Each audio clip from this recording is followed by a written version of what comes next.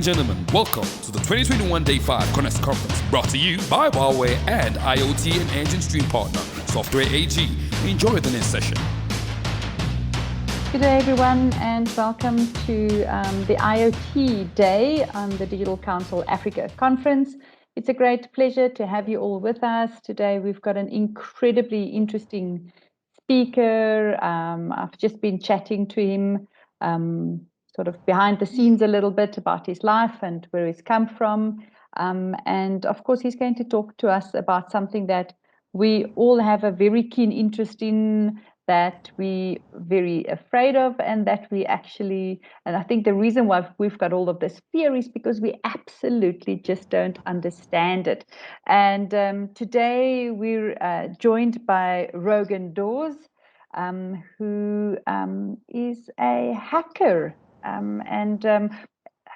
he works for the good side, so thankfully not for the dark side. But he's going to share a little bit of information about security with us today. He's a senior researcher at SensePost, and Rogan's been hacking since 1998, which, according to him, is also coincidentally the last time he settled on a final wardrobe. He used the time he saved on choosing outfits to live up to his colleagues' frequent joke that he has an offline copy of the internet in his head. Rogan has spent many years building web application assessment tools and is credited as having built one of the first and most widely used intercepting proxies called Web Scarab. In more recent times, he's turned his attention towards hardware hacking. And these days, many suspect him to be at least part cyborg. He's a good conversation starter is to ask him where he keeps his JTAG header. Rogan, it's a great pleasure to have you join us today, and thank you very much for coming on and sharing some of that encyclopedia, old-fashioned internet that you carry around with you, and for being willing to give us some of your time today to talk to us about security. Over to you. Thank you very much. It's a great pleasure to be here, and I look forward to sharing some knowledge with your delegates, and hopefully I can let them learn something new and answer any questions that they have at the end. So the talk that I'm giving today is how the S in IoT stands for security. My name is Rogan Dawes. I am a researcher at a company named Orange Cyber Defense, which is the parent company of SensePost. SensePost started in Pretoria, in South Africa, in 2001, in our founding father's bedroom. And this was on the 14th of February, which should tell you something about their love lives. The biggest challenge facing the business back then was who was responsible for buying the toilet paper.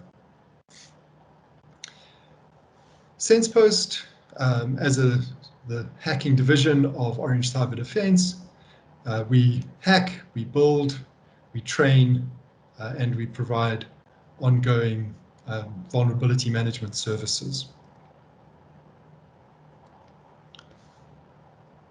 So we're talking about IoT, and I just wanted to start off with a few examples of IoT devices so that we're all on the same page. IoT devices can fall into many categories, commonly things like security, where you may find alarms or closed-circuit television systems connected to the internet. Very often, IoT is used for building management, where switches can be turned on and off to turn on lights, or other devices, heating, ventilation, and air conditioning, detection of presence, as well as very commonly things like access control devices, fingerprint, and near-field communication readers, or RFID tags that we're familiar with. But there are many, many other categories as well that may include cars, because things like your Tesla and your Renault, BMWs, etc., are all becoming connected devices. fridges who can scan your food and figure out when to place an order for you, your activity trackers who can keep track of how much exercise you've had, as well as things like coffee machines so that they can wake you up with a fresh brew. And these are just a small number of examples. Other examples will fall into like medical categories, retail, or even industrial devices, which may all be connected to the internet. So why do we care about IoT? Why do we want IoT? Well, having devices connected together brings convenience. Your lights turn on when they're needed, not just on a schedule or when movement happens. IoT can bring cost savings. For example, the lights turn off when they're no longer needed. And flexibility. Those lights stay on if the TV is on, but the watcher is not moving. Normally, a presence detection system may not realize that the person is still there if they're not moving. But if the TV is on, the assumption can be that the person is still present. And so the whole is greater than the sum of the parts. Connecting things gives you far more control and flexibility in terms of automating our lives. So the S stands for security. It's an old joke already that the S in IoT stands for security. Just like there is no S in IoT, there is often no security either. Many IoT devices are created without security as a concern. And it's a bit unfair, perhaps, to point at them in this way. Many internet-based applications in general are created without much concern for security. Companies, is it possible that the lack of security in Internet of Things devices is just because it's considered to be an immature discipline? I think to a certain extent, maybe. Internet of Things have certainly been around for several years, but more and more companies are jumping onto the bandwagon. And I think to a certain extent, we're seeing companies that are not used to dealing with connected devices, adding the connectivity to their existing product lines, and not being aware of the security issues that can be associated or the risks that they're exposing themselves and their customers to. Nonetheless, participants in the Internet of Things have some special requirements that go beyond what is normally required for web applications and mobile applications. So it's no excuse that IoT is an immature discipline. At least standards bodies are trying to do something about it. For example, the ENISA EU Agency for Cybersecurity has their IoT and Smart Infrastructures program. The UK has a code of practice for consumer IoT security, and the American National Institute for Standards and Technology has their cybersecurity for the Internet of Things program. We'll take a brief dip into some of the important parts with some anecdotes to illustrate why these things are important.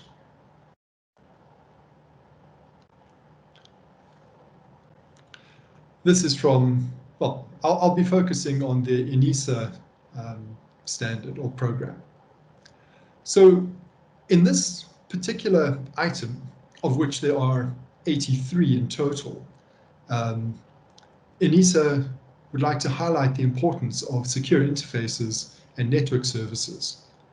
Their protocols should be designed to ensure that if a single device is compromised, it does not affect the whole set, since smart objects are often deployed as sets of identical or almost identical devices.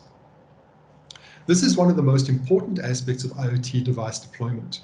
In many cases, a single firmware image is created and deployed onto the devices, and minimal to no personalization of the device is done. In the worst cases, the only distinguishing factor between devices is a serial number, or even just the MAC address of the Wi-Fi or Ethernet interface.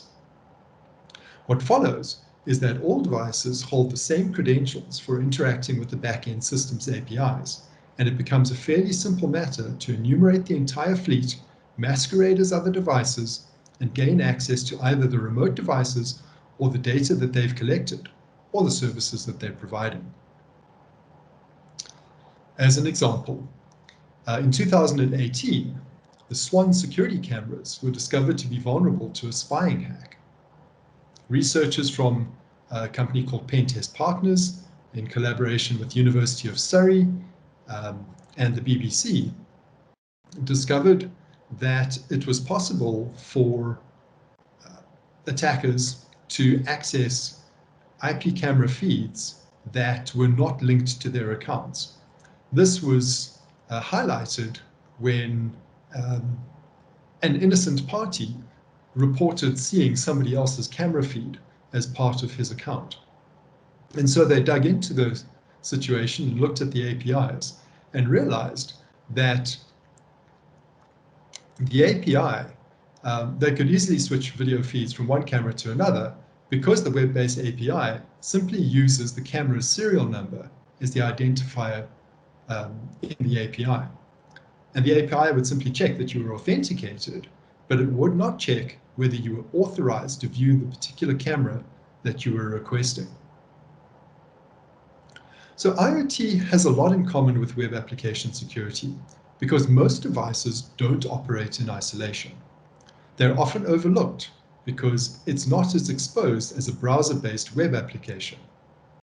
And sure, perhaps one cannot simply use an intercepting proxy on the network traffic because SSL prevents you from intercepting and viewing that or accepting an invalid certificate. But many IoT devices don't enforce adequate security to prevent extraction and decompilation of their firmware. And one should assume that at least one device will be thoroughly compromised and designed to accommodate that. Even those devices that do provide firmware security, like flash readout protection or even firmware encryption, have been bypassed in the past. This device that I'm showing you is a tool called the Pocket Glitcher, an inexpensive board, about $35, combined with a single board computer for a total cost of about $70 or so, can generate precisely timed glitches in the target's power supply. This can influence the processing and evaluation of instructions at the exact moment of the glitch, resulting in an unexpected result given the inputs that were provided. This has been used to successfully bypass the app protect functionality in microprocessors such as the Nordic 52840, as well as Espressif's ESP32 secure boot and flash encryption mechanisms. And as a result, it is critical that each device is uniquely provisioned to avoid a single compromise affecting the entire ecosystem. I'm sure nobody wants to be involved in a recall of millions of devices due to bad design choices.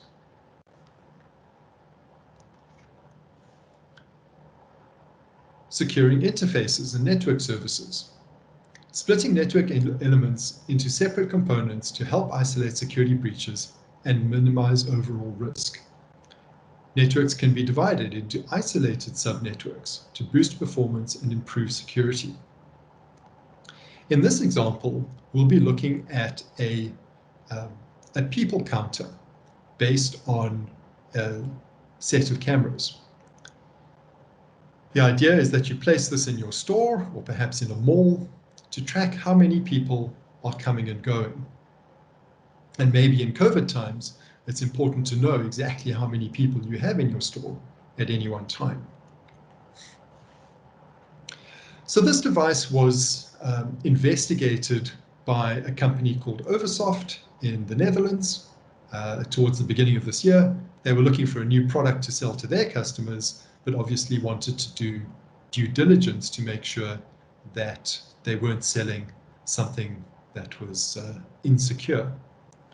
And so the first thing that caught their eye is that it sets up a wireless network with a broadcast SSID and a default password.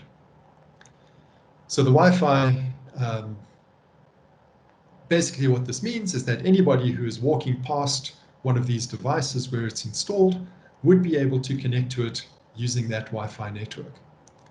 And it's a bit strange because it also has an Ethernet connection, but whatever, except there's no mechanism to change that SSID or the password.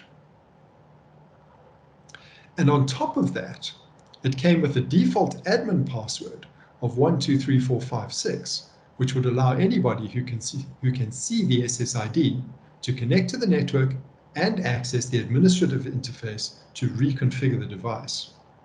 Ouch. That admin interface was accessible over both Ethernet and over Wi-Fi. And it was possible to SSH to the device as well, because it was at its heart a Raspberry Pi compute module running Linux. And from there, with a shell on that device, you could get onto the network connected to the Ethernet interface and access whatever other devices were present on that network. Or you could target the camera and watch its feed.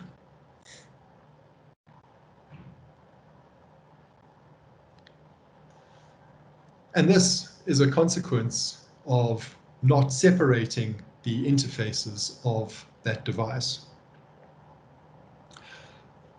The next most important thing that I'd like to bring to your attention is the importance of managing security vulnerabilities and incidents.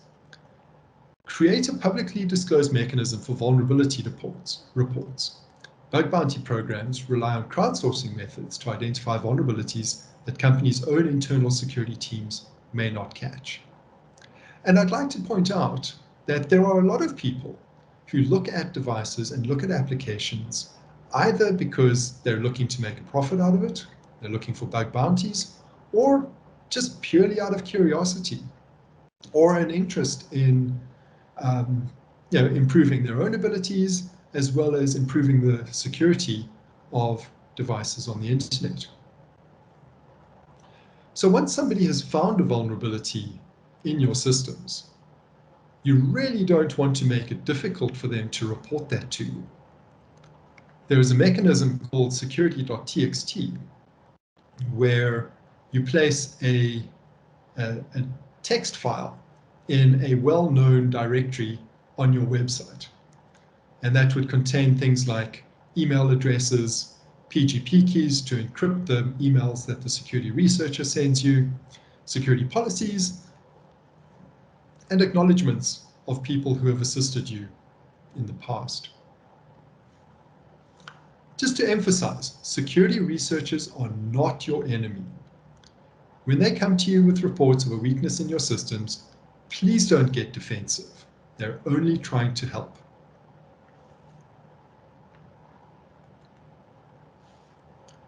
Here is an example of a terrible experience for a security researcher. A few months ago, a company called Razer had a vulnerability discovered. And I think it was possibly more a vulnerability in Microsoft Windows. But this was as a result, the operating system, it was possible to elevate privileges from a regular user to the system account on a Windows machine simply by plugging in a mouse.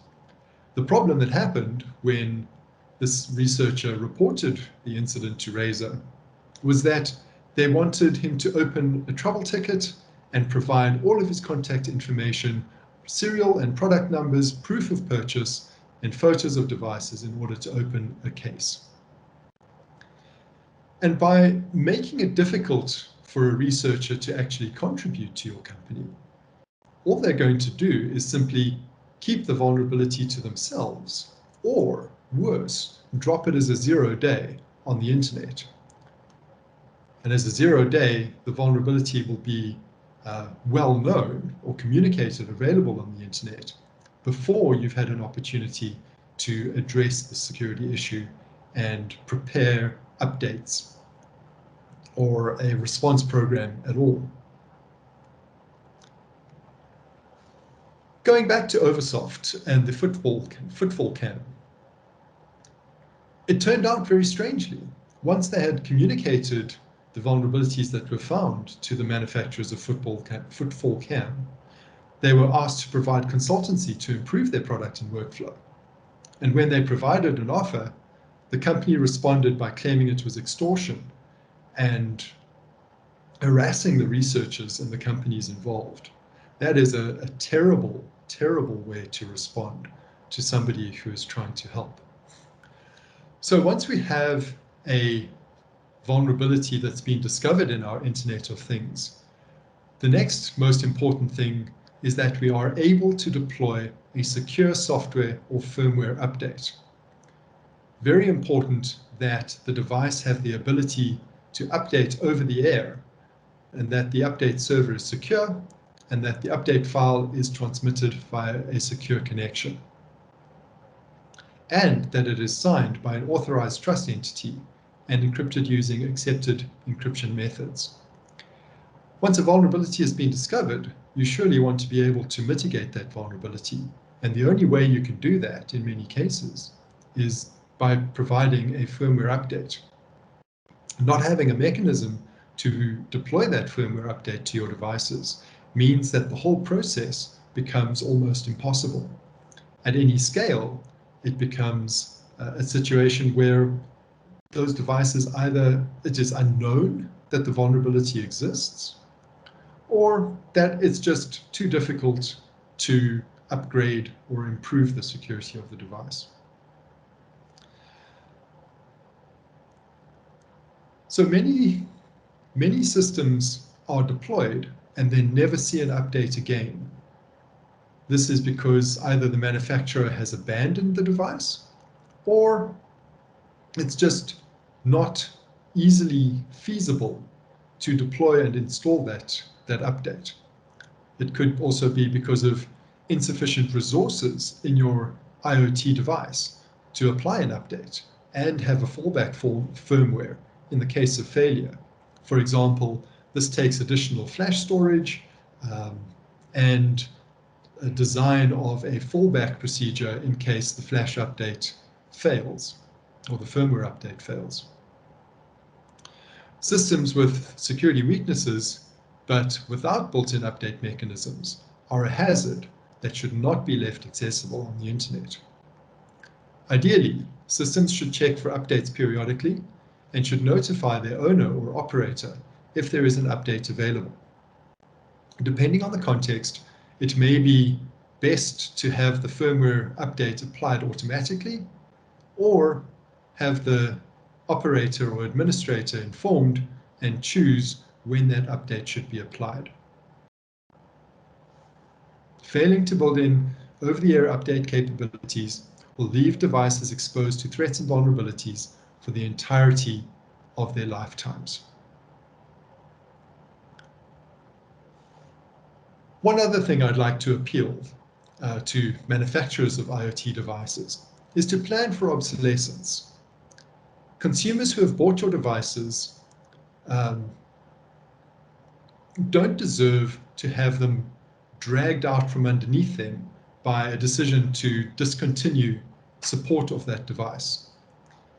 Things like cameras can continue operating for many years, long beyond what's considered to be a viable business model in many businesses' plans. So having a mechanism to allow consumers to create their own firmware or provide their own firmware installations, even if it's not individual consumers, but the consumers as a group. In many cases, you'll find that there are interested parties who will create alternate firmware or set up replacement or alternative servers which those devices can communicate with. So having a mechanism to give ownership of those devices back to the users once your company has decided to discontinue support for them is a very important part of the business plan for that device. And with more and more countries supporting the right to repair, that is something that the US and the EU are paying a lot of attention to, it's important to be able to provide some sort of facility to your users once you decide to no longer support a particular device. And so to sum up, I think it's important that you understand that while IoT devices don't call out security with an S in the name, it is still very important to address the security issues that pertain to Internet of Things devices on the internet. And go through these frameworks. Even if you don't have the knowledge, the frameworks provide an enormous amount of wonderful information that you can use to kickstart your security programs. Thank you very much for your time. Thanks, Rogan. That was really interesting, and thank you for dumbing it down so people like me can also try and get our heads around it.